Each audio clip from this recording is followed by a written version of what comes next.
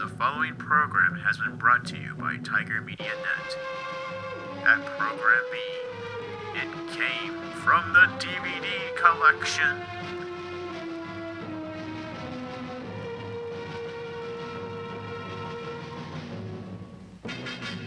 Hello, it is I, John Billinger, here with my co-host, Connor Keating.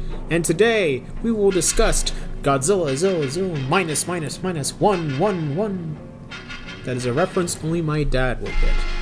Anyway, Godzilla Minus One is a 2023 monster movie featuring Godzilla. Yes, Godzilla is back on the big screen, and this is Godzilla from Toho, not Legendary, the studio that's been making the Hollywood Godzilla films of the last 10 years. This is Toho, the original Godzilla studio. The studio that created the original Godzilla from 1954, and all the other iconic Japanese Godzilla films like King Kong vs. Godzilla, Mothra vs. Godzilla, Ghidorah the three-headed monster, Godzilla vs. Mechagodzilla, Godzilla vs. Mechagodzilla, if that's one that people like. Son of Godzilla. Yeah, there we go. Yeah, Son of Godzilla. And now they have come back after... how long has it been since the last one that they made? 2019? No, 2016 was Shin Godzilla. 2019 was Planet Eater. Oh, this guy counts the... The anime trilogy? No.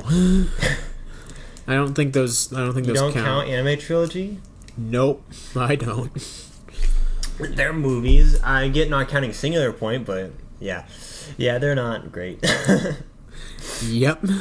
Now, this is the first one since... Shin. The first live Shin action Godzilla. since Shin. Shin Godzilla, which... what are your thoughts on that? Shin Godzilla? Yeah, pretty... that one is pretty good, but the human plot is a bit slower, but the kaiju action is, like, very strong in that.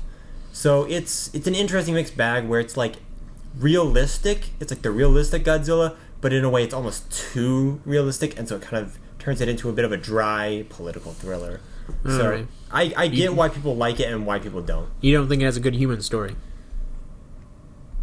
I think it does, but it's like, I get why a lot of people don't care for it. I give it an 8 out of 10, that one. Okay. Well, personally, I really like Shin Godzilla, but if there's one thing people are not criticizing about Godzilla Minus One, is that it does have a really good human story. Let's talk about that next.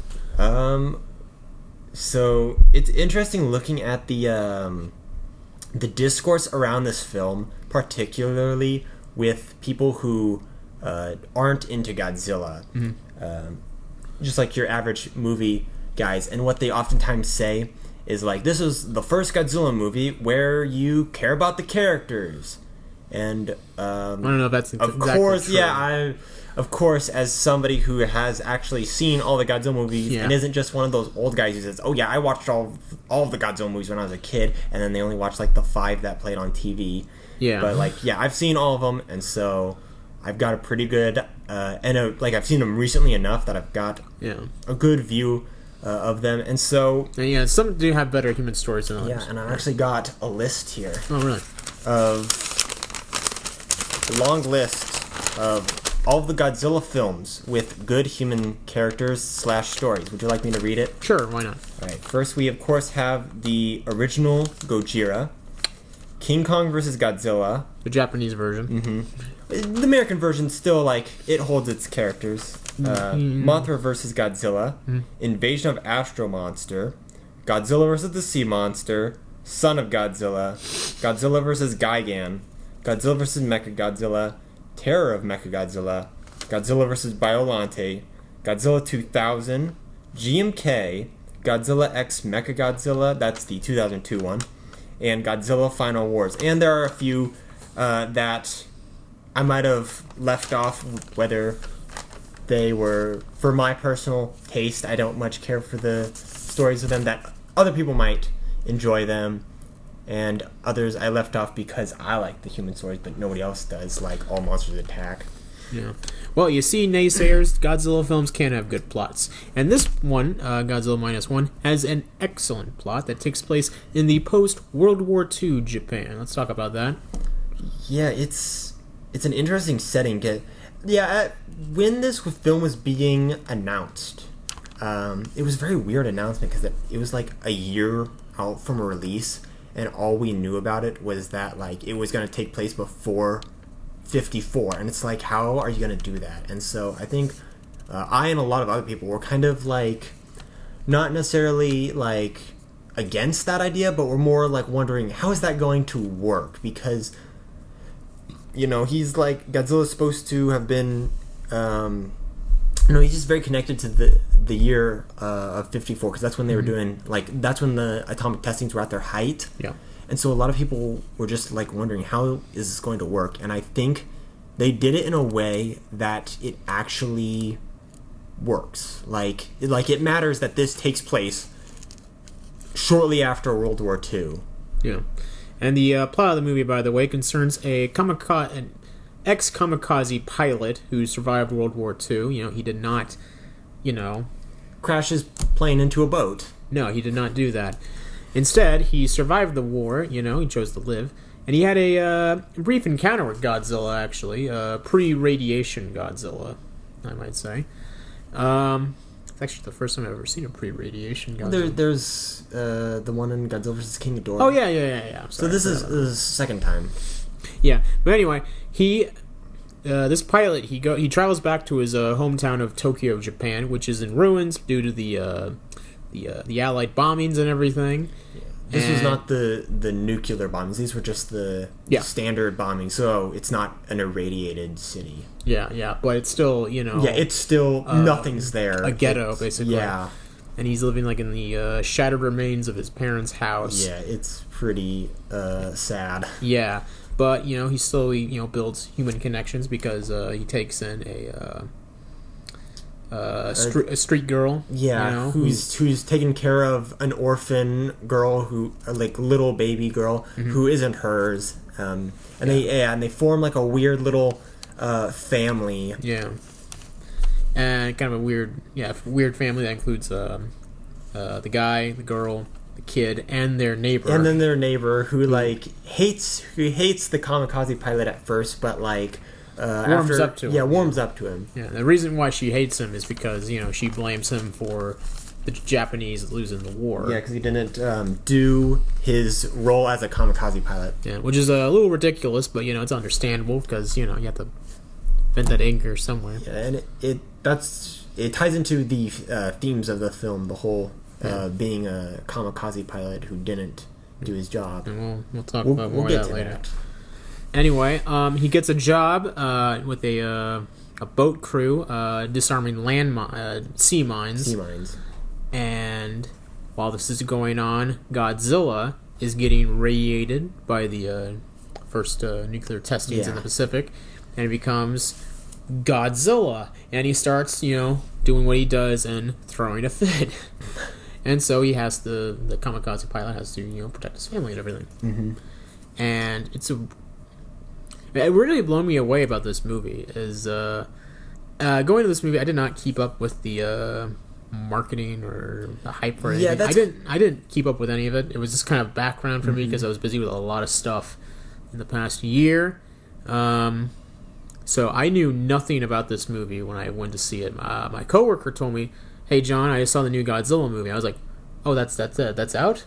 How was it?" And he's like, "Oh, it was really good. You gotta check it out." It's like, "Well, what are you doing Friday?" "I'm not doing anything Friday. Let's go see it together." And that's what we did last Friday. We went to see this movie. I didn't know anything about it. I remember the cashier girl I talked to. I got my ticket. She told me, "Oh, I saw that the other day. It was really good." And so I went in there, and I was blown away. I had no expectation whatsoever. I just didn't know what to think of this movie. And what really stuns me about this movie is that it's not just a good Godzilla movie, but it's also a really legitimately really good movie. Yeah, it's just a great movie, and it's because it has it's a really solid human story in it about the pilot and everything. He builds his family, and every time they cut to Godzilla doing his stuff, I was actually disappointed in a way because I wanted to see more of the family and them, building up instead of Godzilla, which is ironic because most of the time you'd want to see Godzilla. Yeah, there's a lot of the discourse around this film is that like people. This is not a film where you're going to be cheering for Godzilla. This is a film where you hate Godzilla. But I did follow this film up from reveal, as I said earlier, because this was revealed like a year ago. Yeah. Like it was revealed like the Godzilla day before last one, right? So it was like a year out from release on the spot, and all they did was show like this weird like zero, but it's in the shape of Godzilla, and everybody's calling it Godzilla Zero for a little bit. Yeah. And then it turned out to be called Vaguely -1, and it was like, I don't know, just like a silly like, nope, it's not Godzilla Zero, it's -1. Yeah, I vaguely remember seeing a little bit of it last year, in the past year, because I remember seeing on Twitter, first picture of the new Godzilla the film gets released, and it was like a black and white image of Godzilla fighting a World War II battleship. Yeah, and it was like... and I remember when I heard that it was going to be set like during World War II, I yeah. remember thinking like, oh, okay, that sounds neat. And it's like, I wasn't picky or anything. like we started getting like real news about this film only a few months before release. Like this was not one of those things where they're giving us information like, you know, months in advance. This was like, oh, this film is coming out a few months from now. And so it was just a very weird release. And then just also the fact that this film got such a wide release in the West, when normally it's like, oh, one night, one theater in the States, you know, like... Or just a couple. Yeah, or a couple in the bigger states, but here in Kansas, it's usually like one theater in the whole state, and so it gets really... Kansas City or something like that. Yeah, or Wichita. And so it just gets like kind of nerve-wracking, where it's like, oh, is it gonna be playing close to me? But now they decided to do it like nationwide. It's a wide release. Which is, I think, the first time that's happened since I think 2000 when Godzilla 2000 came out. Which I was too young to see that movie for. I wasn't even born. Yeah. It's kind of a weird time we live in, where a Japanese Godzilla movie gets released in the theaters, and it's not horribly dubbed into English. Yeah, I'll get to that in a second, but yeah. And it's also cool that this film didn't just get a standard release. We got IMAX and Screen X, and I've even heard that some places it got a 4D release. So, yeah, I saw this 4D. In IMAX and Screen X. Okay. So I've seen this. And then you didn't see it in 4D. No, I don't know where. I wonder how that would work. Yeah, I know 4D. 4D is a huge thing in Japan, so I know that for sure. But I'm not. That's probably why they did it here. I think there might have been a 4D showing. I think in the West. I think the only 4D thing I ever went to was at a theme park. I went to when I was a kid. I think the only 4D thing I've seen is like, I think a Shrek ride at Universal Studios. Or I remember Spy Kids 4 when that came out was 4D, which I remember I didn't see that because I was like, I don't want to see that. But a friend of mine told me about it, and apparently there was like a scratch and sniff card that they give you, where it's like the scene, it reaches the scene in the movie where something happens, you know, it's like, oh god, that smell. Scratch this out, then out the hour there's like 30 a mark. Number that's a number pops on the screen. It says scratch number 6 or something like that's that. That's the dumbest thing I've ever heard. I guess there's a scene in that movie where a baby like poops his pants or something like that. It says scratch number 6. It's like, why would you want to smell that? That's the dumbest thing I've ever heard. So that kind of turned me off from 4D. Yeah. So I don't want to see Godzilla the -1 in 4D because Screen X is interesting because it's like it casts a bit of this, like the edges of the screen on the sides, but only for like kind of big action scenes and stuff. But it's like at the very beginning before the movie starts, it's like focus on the middle of the screen, because you have to focus on the middle of the screen. If you look off to the sides, it is like this stretched out blurry mess that doesn't quite line up with the other side of the screen.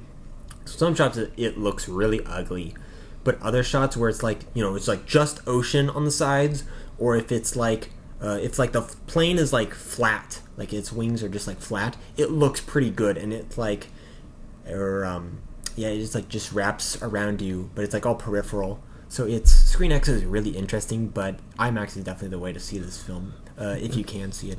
All right, let's go back to the plot. Of the movie. But it's like, can you tell me how the standard plot of a Godzilla film usually goes? Well, it differentiates really between film, but Yeah, but it's like Godzilla goes on a rampage. And there's scenes where the scientists talking, and we get that in the movie. But we get a lot more human elements in there and emotions in there. I remember there was a scene where he builds not only builds a family, but the pilot he also builds a relationship with his boat mates. Yeah, the boat boys, they're awesome. Yeah, it's very humanistic. It's very very warm, and the characters are all memorable and they all well acted. They all have these like brief backstories, they don't delve into their past a lot, but they say enough that exactly everything that they went through. Yeah, we get to get to that point. It's like two of the boat guys were in the war. I think the older guy, not the scientist. Captain. Yeah, the captain, he fought, and then the other scientist, he was just a scientist. Yeah, he was just like. And then I also like that there's the gung ho kid who's disappointed that he wasn't old enough to fight. Yeah, which is a real thing, Yeah, and it leads to some really good tension, just little bits of tension, not conflict, but just like little bits of tension. Because it's like, I wish I went out to see that war. You would never want to say that if you were in the war. It creates some just like really good character building and just some really cool scenes. Yeah, that just aren't monster focused. Yeah, and when Godzilla is on screen, it's glorious, awesome, but. Again, when you get to those points, you feel almost disappointed because you want to see stuff with the human characters because you build a connection with them and you see how they grow, and it's just really good storytelling. But at the same time, the monster stuff and the human stuff is very well meshed together. Mm-hmm. There's a couple Godzilla films here and there where it's almost like they're almost separate things. Yeah, that happens in a few of the films, but here it's like they're well meshed together and. Because the characters are so good, it makes some of the scenes terrifying, where you're just worrying that this might be it for one of the characters. Yeah. Like the one of the boat scenes where they're in this rickety wooden boat. And I won't spoil it. Yeah. But they're trying to attack Godzilla as best they can, and there's a scene where they deal serious damage to him. But then he just I'm sorry, I'm gonna spoil it, but they deal serious damage to him, and he just heals it back, and it's just oh crap, damn, these guys are screwed. Yeah. This is a spoiler-free review, by the way. We're trying our best here. Yeah. It can be a little tough talking about this film, but what do you think of the effects? Oh god, the effects were really good. I mean, usually the Japanese Godzilla films they use, and the older ones. Traditionally up until 2004, which was for a long time the last one. That's the last one. It was a guy in a suit, and that gets people making fun. It's it's a guy in a cheap rubber suit, but you have to acknowledge that people had to make that suit. People had to build the miniature city, everything like that, and they didn't have a lot of money when they first started making the Godzilla films. Anyway, it was like the post-war Japan, 1954. They didn't have a lot of money, so they had to make do with what they had. And what they had, I think they did a really good job. And I think as the Godzilla films progress, the effects I think do get better. Yeah, the '90s ones, those are really good. The 2000s, I think, are definitely the peak. Tokyo SOS, I would say, is probably one of, if not the best looking Godzilla film still. Tokyo SOS is it's not a great Godzilla movie. It's fun, but the effects are that's where the effects peaked. Yeah, I think that one was it was either that one or Godzilla Mothra King Ghidorah Giant Monsters. Yeah, that's another good looking one too. I think Quentin Tarantino used some of the miniature city layouts for Kill Bill. That's awesome. Yeah, the acting in this film is also really good. Yeah, what do you think so as well? Yeah, a little bit sometimes it can go a little over the top, but I think it works. Yeah, they make it work. Yeah. I was a little worried not early on. It was more towards the end of the film that I was a little worried that the protagonist was going to turn out to be unlikable because he's a bit edgy. Yeah. And so I'm he's been through stuff. Yeah, I understand why he's edgy, but it's oh man, is he going to be just turn out just an annoying edgelord like Haruo from the anime trilogy? Is he gonna turn out like that? I've never seen that one, so I don't haven't really quite seen get those that. ones. No. Yeah, protagonist of those films is an edgelord. He sucks. But that's what I was a little worried. And also the mechanic guy, I was like, oh, am I gonna hate these guys? But they redeemed them. Yeah. By the end, I won't say how, but they, yeah. Don't like unlikable characters? No, I really don't like unlikable characters. That's what's great about most of the Godzilla movies is that they have just fun characters. That's the way I like to describe a lot of them. Is just they're enjoyable to watch. They might not be the most dynamic, but they're enjoyable. They're fun. Yeah, and you probably wouldn't like my favorite film, which is Goodfellas. I don't know. Have you ever seen that one?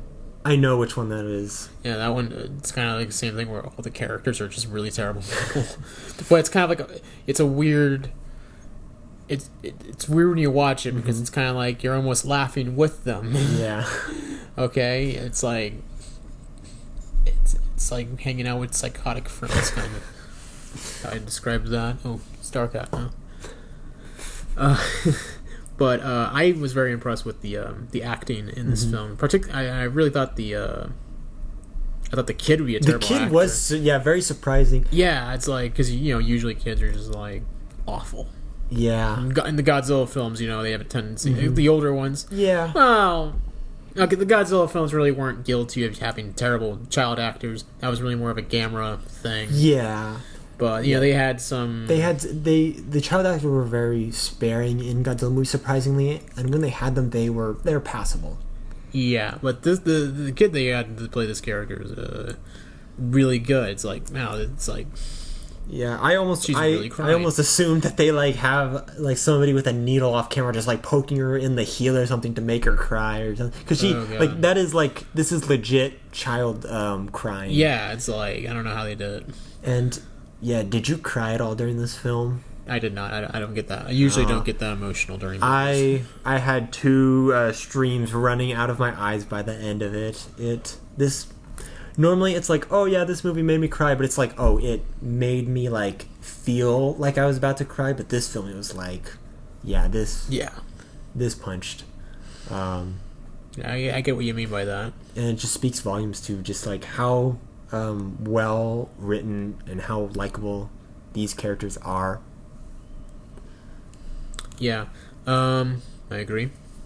But yeah, and I'm a big fan of practical effects. I am too. Okay, and that is where I'm at. CGI, I think CGI is okay, and I think it's used very well. But nothing beats a practical effect. I mean, you want a good example? You watch 1982 Thing, and then you watch 2011 Thing, and you tell me which one looks better and more disgusting and more frightening, and it's the 1982 thing because it's realistic. Yeah, I like a good blend. I think is the way that it should go nowadays. But that's how I was going to go with the Thing for 2011, but that the studio took over. Oh yeah.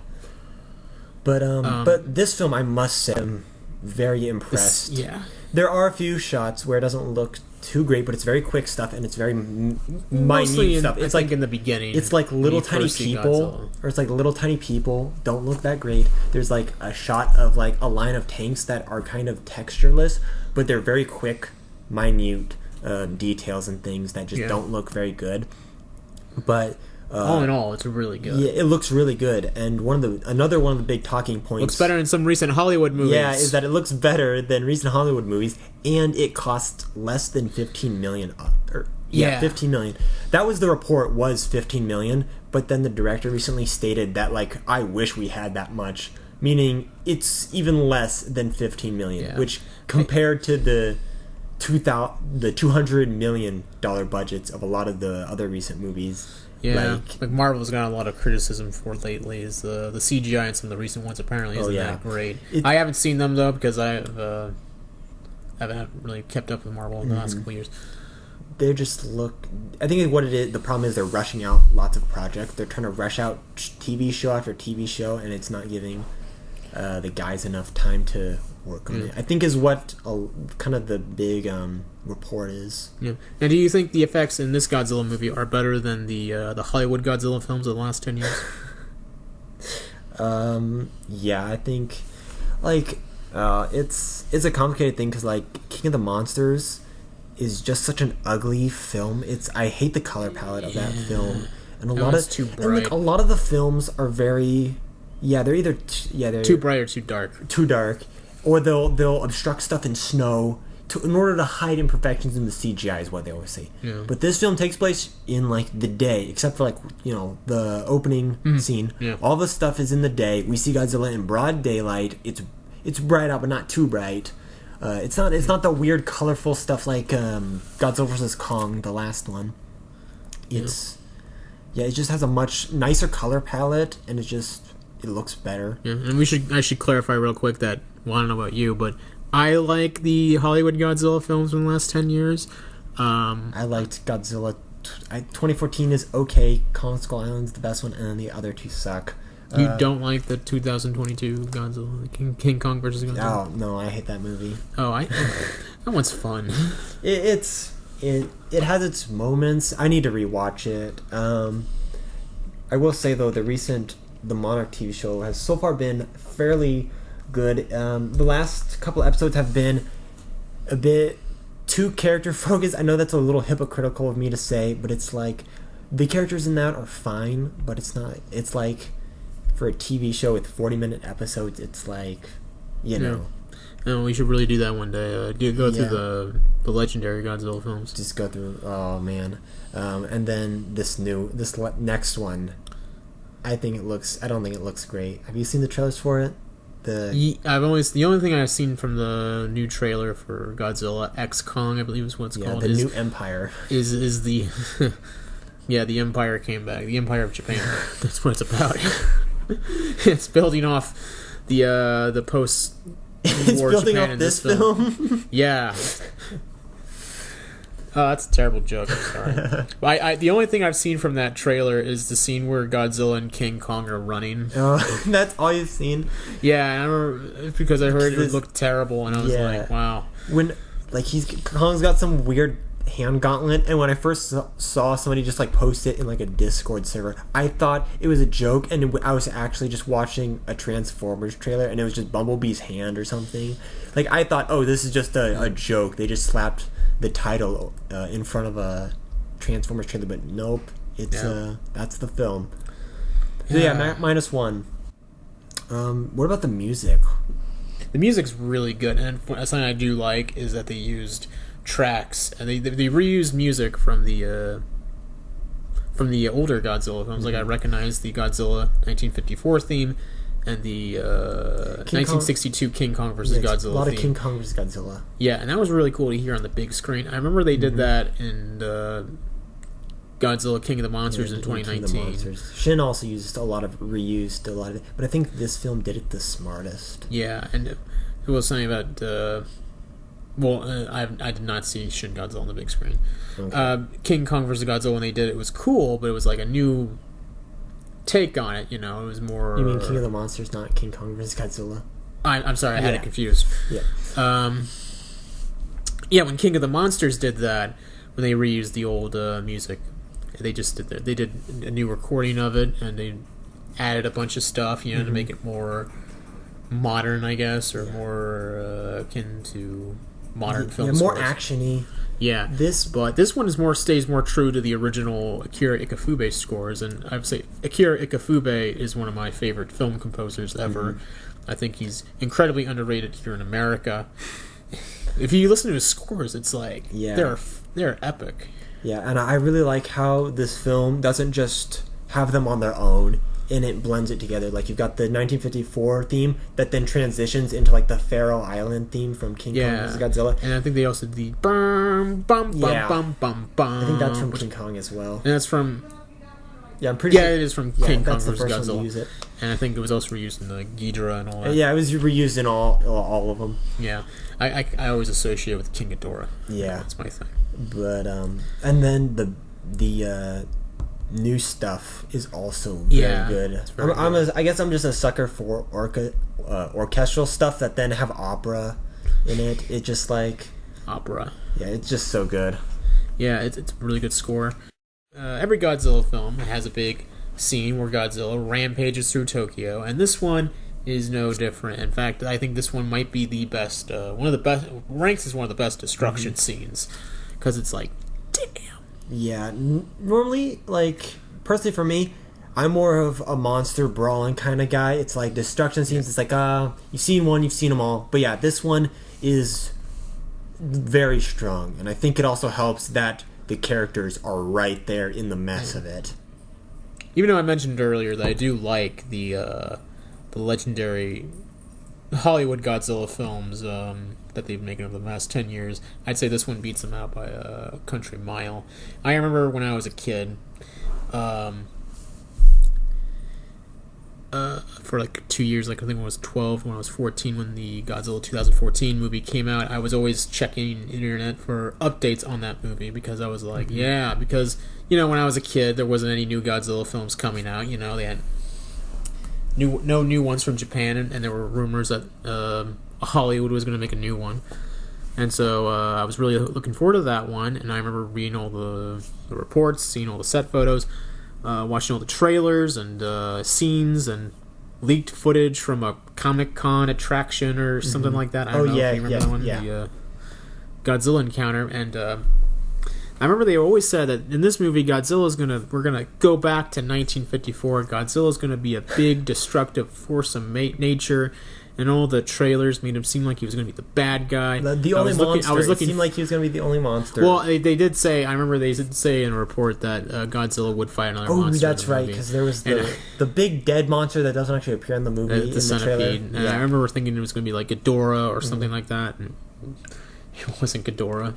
Actually, I remember hearing there was a rumor around the time the movie came out that Mothra was going to be in a post-credit scene or something like that, which it did. That didn't happen at all. But I remember when I went to see the movie, I was disappointed that Godzilla was the good guy. I was a little disappointed, because I was still like happy to see a Godzilla film on the big screen and everything like that. But I was a little disappointed that Godzilla was not the bad guy. I kind of felt like I got lied to in a way. Yeah, and the marketing was very deceptive. Yeah, and listen, I mean, before that in the films, like in the classic Toho films, there was precedent for Godzilla to be a good guy, like Godzilla vs. Megalon, which is not a very good example of him being a good guy. But, there was precedent for him to be a bad guy, to be a good guy. But they kind of made me think, they made you think he was going to be a bad guy, so I was a little disappointed. I know in the other legendary films, he's a good guy, apparently, basically. Yeah. Except, King Kong versus Godzilla, he does, or the Godzilla versus Kong. Yeah, he's a little more antagonistic. Yeah, but, so I was disappointed, and I wanted to see a film when I was a kid, where Godzilla was this big destructive force in nature, and 9 years later, I finally got it. Okay, I finally got. If this movie came out 9 years ago, I would have been like, yeah. Would you recommend this movie? Oh yeah, this is a fun Christmas movie to watch for the whole family. Yes, it absolutely is. So it's about family. Yeah, it's about family and life. I think. Very good film, but yes, and the second coming of Godzilla. Going into this film, in the past, I've had it multiple times where I'll go and see a film. He is the son of Godzilla. Where I'll go and see a film, and I'll be super excited for it. It's on the big screen. I'm really hyped, and then I come out and that was the best film ever. This happened to me with Jurassic World: Fallen Kingdom. Godzilla, King of the Monsters. That's what happened. Is like I'm like, oh my gosh, that was the best film ever. And then it's like a few months pass, and I sit on the film. Quit giving me that look. I sit on the film for a little while, and I watch some reviews. I talk to other people about it, and then I get the film on DVD, and I either leave it in the collection for a while, or I'll watch it, get to the first 10 minutes and be like, this movie sucks, and just turn it off and watch something else. I was different with the King of the Monsters. I did not see the Jurassic World movie. Fallen Kingdom, that's the second one. I didn't see that one in the theater. But I did see Godzilla King of the Monsters in the theater. I remember when I walked out of it, I was like, this movie sucks. But it was... but no, this movie's really good, would you say? Yeah. So yeah, I went into this movie like kind of like not necessarily thinking, oh, this will suck, but more just like I have to keep my thoughts on it a bit lower than what they actually are, because I'm probably just like, it's just the hype around the film and just the experience that's like elevating my opinions. But then once I went in for the second viewing and came out and it's like, no, this film is great, and I give it a 10 out of 10, and it is now my second favorite Godzilla film, which is not an easy thing to do. It's like number 2 used to be Final Wars, which was my very first Godzilla film. So it's like the fact that this was able to beat out the nostalgia, I think really says a lot about the quality of this film. It is such a good Godzilla movie, and it's just a great movie in general. Well, I didn't really come into it with any expectations, because I didn't really keep up with the hype for it or anything like that. But I can say it definitely did blow me away, and I was very excited watching it. I was very happy to watch it. It's a very, very good movie, so I'd highly recommend it. In fact, when I got out of it, I texted my sister and told her, Addie, you have to see this movie, because my sister does not like Godzilla. I think she prides herself as never having watched a Godzilla movie. What a loser. Yeah, I know, right? But I told her, you have to see this movie, because this is actually a really good movie. Yeah, and she was like, oh, think about it. So, jury's still out on it, whether or not she's going to see this. In fact, depending on when this comes out, maybe she has seen it, or maybe she hasn't seen it. I definitely recommend Godzilla -1 for the viewing public, and I think we both do agree on that. This isn't like the last movie we reviewed where it's like, oh, it's good for monster movie fans. No, this is a good movie for anyone. Yeah. Anyway, this is a non-spoiler review. We might get together later to talk about spoilers after a couple months. Maybe once it comes out on Blu-ray. Maybe a little after that. Yeah. But yeah, and then we'll get into more of our thoughts, because I do have other thoughts on this movie. I do have one problem with the story, which we'll get into then. Anyway, as for what we will be talking about next, I don't know. What will we be talking about next? Maybe the Invisible Man. Maybe Jaws 4 or the Lost Skeleton of Cadabra. I was originally we were actually going to review Jaws 4 because it takes place on Christmas. Yeah, I wanted to do a Christmas movie originally. It was either going to be that or Santa Claus Conquers the Martians, but I saw this first and I was like, change of plans. We're talking about this stuff. Yeah, this is what I wanted to, but he's like, let's do a Christmas movie. I said, okay. Yeah. And then that plan fell through because of me, because I forgot to watch Jaws 4. I think you didn't forget. You intended that. You planned that out. No, don't lie. Yeah, you want to know what I did the Wednesday that we were supposed to record? What? I drove home and I watched Godzilla -1 on Screen X. Yeah, you see, there you go. You knew what you were doing. No, I did forget about Jaws 4. But I mean, for good reason. For good reason. It's not a great movie. Anyway, until next time, this has been It Came From the DVD Collection. Ooh. This wasn't a movie we watched on DVD. Shut up! I'll see ya. It Came From the DVD Collection was hosted and produced by John Billinger and Connor Keating. The movie covered, Godzilla -1, is the property of Toho Company Limited. This is a Tiger Media Net production.